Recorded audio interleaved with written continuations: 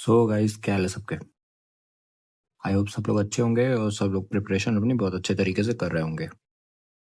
मैं काफ़ी टाइम से सोच रहा था कि एक स्ट्रेटजिक वीडियो बनाऊं अगर आप 2026 एग्ज़ाम्स के लिए प्रिपेयर कर रहे हो तो ठीक है।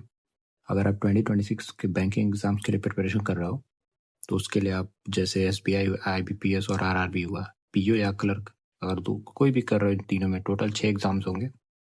सारे के लगभग 99% सिलेबस जो होते हैं सेम होते हैं। 1% सिर्फ IBPS और SBI में होता है, वो डिस्क्रिप्टिव अगर ले लें तो वो अलग होता है, बाकी सारे ही सेम है। तो अगर कोई भी आप प्री एग्ज़ाम टारगेट कर रहे हो, अभी कोई भी प्री एग्ज़ाम देना आपको, चाहे SBI हो, IBPS हो या RRB का हो, अगर आप टारगेट करते हो SBI PO, सारे exams, all other exams will be qualified easily. सारे एग्ज़ाम्स जो ईजिली क्वालिफाई कर लोगे आप, ठीक है।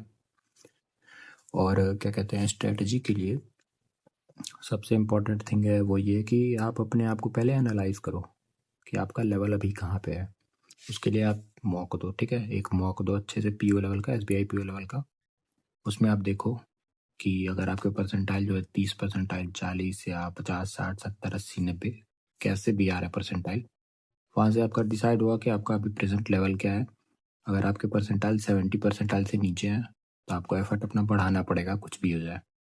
और अगर वहीं आपके परसेंटाइल 70 से अबव हैं तो आप सेफ जोन में हो, लेकिन मेहनत फिर भी करनी है आपको।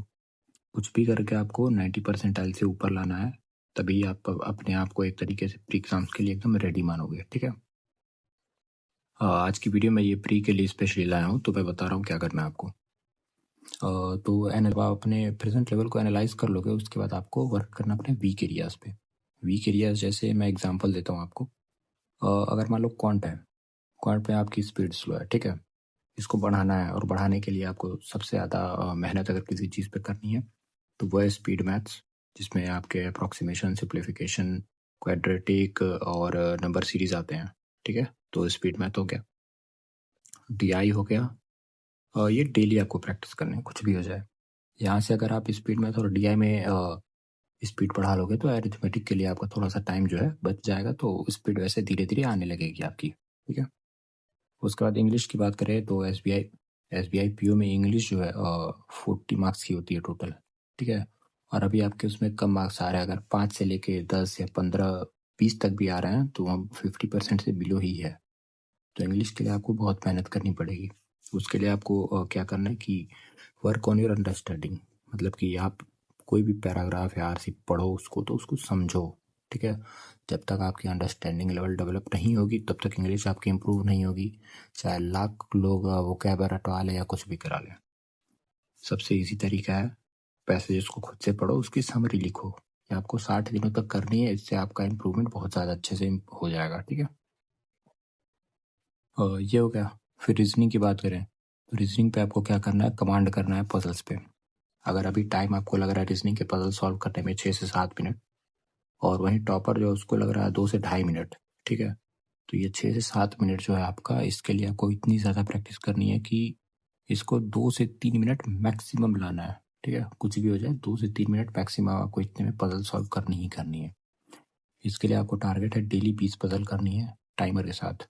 अभी टाइमर के साथ करने पे मैं ये नहीं कह रहा हूँ कि आप 2 मिनट का टाइमर लगाओ तो 2 ही मिनट में बना लो, नहीं। अभी आपको टाइम लगेगा, ठीक है। इसीलिए तो लंबा प्रैक्टिस जो है 60 दिनों तक करनी है आपको टोटल। ये टोटल मैं 60 दिनों तक का प्रोग्राम बना रहा हूँ आप लोगों के लिए।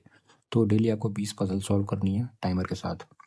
ये वीडियोस देख के नहीं करनी है कि हाँ टीचर का यूट्यूब पे वीडियो पढ़ा है तो उसको उठा के वहाँ से वीडियो देख देख के करें, नहीं। वहाँ अगर उसका PDF मिल जाए तो और अच्छी बात है, नहीं तो अगर वीडियो है, वीडियो आप क्या करना है आपको कि पजल पॉज करके अपने फ़ोन में टाइमिंग लगा के उसको सॉल्व करना है, वीडियो से देख के नहीं करना है। टीचर सॉल्व कराए वो चीज़ नहीं, खुद से करना है। अभी ज़्यादा टाइम लग रहा है, लगने दो, कोई दिक्कत नहीं है। धीरे धीरे जब एक्यूरेसी बनेगी, अंडरस्टैंडिंग आपकी डेवलप हो जाएगी, तो आपकी स्पीड ऑटोमेटिकली अच्छी हो जाएगी और टाइमिंग भी कम हो जाएगा रीजनिंग के पजल में। इसमें आपको क्या करना है, रीजनिंग के लिए सबसे इम्पॉर्टेंट चीज़ है फोकस करना है आपको रीडिंग द पजल, मतलब पजल को रीड करने पे ज़्यादा फोकस करना है, ठीक है। ट्राई करो कि एक बार में ही रीड कर लो उसको, और थोड़ा स्पीड से रीड करो। इससे ये फ़ायदा होगा कि जब आप आरसी वगैरह खुद से पढ़ने लगोगे, अंडरस्टैंडिंग डेवलप हो जाएगी, तो पज़ल में होता है ना कि अगर आप पूरा कोई पज़ल लगा रहे हो, उसमें एक भी स्टेप अगर मिस होता है तो फिर परेशान करके रख देता है वो पज़ल। तो उस चीज़ से बचने के लिए आपको एकदम फोकस होकर पज़ल को रीड करना है, ठीक है। और कुछ और इम्पोर्टेंट चीज़ें हैं, जैसे कि हम अगर बात करें रीजनिंग की या क्वांट की, तो क्वांट में जैसे होता है ना, उसमें आपको क्या करना है, अपना टाइम वेस्ट जो है वो बचाना है कि मॉक में या एग्जाम में टाइम वेस्ट ना हो। आपको क्वेश्चन लिखने नहीं है। जैसे मिसिंग नंबर हो गया, अब ये नहीं कि मिसिंग नंबर है तो उसको आप लिख ले पहले पेज पे, फिर उसको सॉल्व करें, फिर उसका पैटर्न ढूंढें। ऐसा नहीं करना है। वो आप सामने सिस्टम पे देखो, वहाँ से पैटर्न ढूंढने की कोशिश करो, और ये तभी इम्प्रूवमेंट होगा, ऐसे होगा जब आप मैक्सिमम प्रैक्टिस करोगे। अभी आपका फेब चल रहा है, टाइम बहुत ज़्यादा 6 महीने है लगभग। 6 महीने में आप अपने आप को बहुत अच्छे तरीके से तैयार कर सकते हो अगर आप सीरियस होकर ये चीज़ करो तो।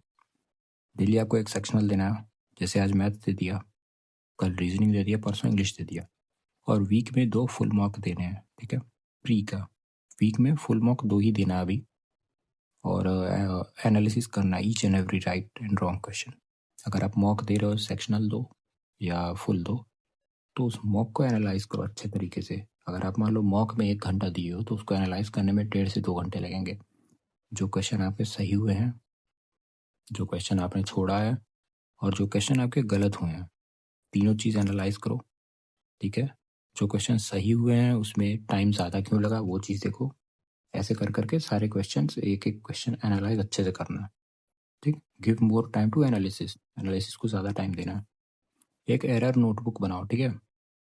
उसमें क्या है कि जितने भी सिली मिस्टेक्स हो रहे हैं आपके मैथ्स में, क्वांट में, रीजनिंग में, या जो स्टेप्स हैं, जो स्टेप्स आप क्वेश्चन सॉल्यूशन देखो, उसमें जो स्टेप आप कट कर सकते हो, मान लो 5 स्टेप में कोई चीज़ हुआ, उसमें का 1-2 स्टेप कट कर सकते हो, वो चीज़ देखो, स्टेप कहाँ पे कट करना, वो चीज़। ये सारी चीज़ें एक एरर नोटबुक बनाओ, उसमें नोट करते रहो हर मॉक के एनालिसिस के बाद। और जब अगली बार मॉक दो तो उससे पहले डेली वो एरर नोटबुक जो 2 मिनट के लिए डेली खोल के बस देखते रहना। वर्क ऑन वीक एरियाज, ठीक है। अपने वीक एरियाज पे वर्क करो जितना ज़्यादा हो सके। जितना आपके गुड एरियाज पे वर्क नहीं करना, उससे ज़्यादा वीक पे करना है। आपको ये नहीं कहना कि जो गुड है उसको एकदम बेस्ट बना लो, लेकिन जो वीक है, ठीक है, जो वीक है उसको एवरेज बनाओ, ठीक। अपने वीक एरियाज को शिफ्ट करो एवरेज एरियाज पे। सपोज करो आप मान लो 10 क्वेश्चन है, ठीक है, इसमें 3 क्वेश्चन आपके वीक हैं, और 3 क्वेश्चन आपके क्या है, गुड हैं, बहुत अच्छे हैं, ठीक। 3 3 6 4 आपके एवरेज हैं, ठीक है। इन 4 को इधर लाओगे, ठीक, कि एकदम इसको अच्छा कर लूँ, तो वो चीज़ ठीक है, पॉसिबल तो है। लेकिन इसके चक्कर में ये जो वीक एरिया है इसको छोड़ दोगे ना, तो यहाँ पे क्या होगा, कल को एग्ज़ाम में अगर ये तुम्हारा मान लो इसमें इसको बेस्ट बनाया हो, यहाँ पे थोड़ा सा अप डाउन हुआ पैटर्न में, या थोड़ा सा डिफ़िकल्टी लेवल में अप डाउन हुआ, तो यहाँ पे क्वेश्चन छूटने के चांसेस बढ़ जाएंगे, या टाइम ज़्यादा कंज्यूम करेगा। और जो वीक है उसको एवरेज कर लोगे तो 3 4 7 यहाँ पे आपके एवरेज हो गए, 3 आपके गुड हो गए। गुड में अगर आप एक भी कर लोगे, 7 और 1 8, टोटल 10 में 8 आपके सही होने के चांसेस बहुत ज़्यादा बढ़ जाएंगे। इस चीज़ पे ज़्यादा ध्यान देना, ठीक है। तो आज के लिए इतना ही था, फोकस करो इस चीज़ पे। और एक चीज़ मैं आपको बता रहा हूँ, 99% लोग ऐसे होते हैं, ठीक है, जो इन सब चीज़ों को जो मैं बताया हूँ, ये चीज़ों को अवॉइड करते हैं, और इसीलिए वो हर साल रिपीट पे रिपीट करते हैं और रिपीटर बनते जाते हैं। मैं भी कहीं ना कहीं ये चीज़ कर रहा था, लेकिन अब मुझे समझ में आ गया, तो सोचा कि अगर मैं समझ गया हूँ तो आप लोगों को भी ये चीज़ समझा दूँ, और इसीलिए मैं आज ये वीडियो बना रहा हूँ। वीडियो पूरी एंड तक देखना, ठीक है। ये 99% लोगों की तरह रिपीट अगर करना है तो कोई बात ही नहीं है, और अगर चाहते हो 99% लोगों की तरह रिपीट नहीं करना है, 1% में आना है, ठीक है, 1% पे खुद को लाना और इसी साल सिलेक्शन लेना, तो इस वीडियो को पूरा देखो। जो जो चीज़ें बताया हूँ 60 डेज तक इस चीज़ को फॉलो करो, खुद तुम्हारे अंदर इतना इम्प्रूवमेंट आ जाएगा कि जो डेली फालतू के इधर उधर से स्ट्रेटजी वीडियो देखते हो उससे बहुत ज़्यादा इंप्रूवमेंट यहाँ से आपको आ जाएगा, ठीक है गाइस। तो मिलते हैं कभी नेक्स्ट वीडियो में। Thank you so much, good night, bye bye.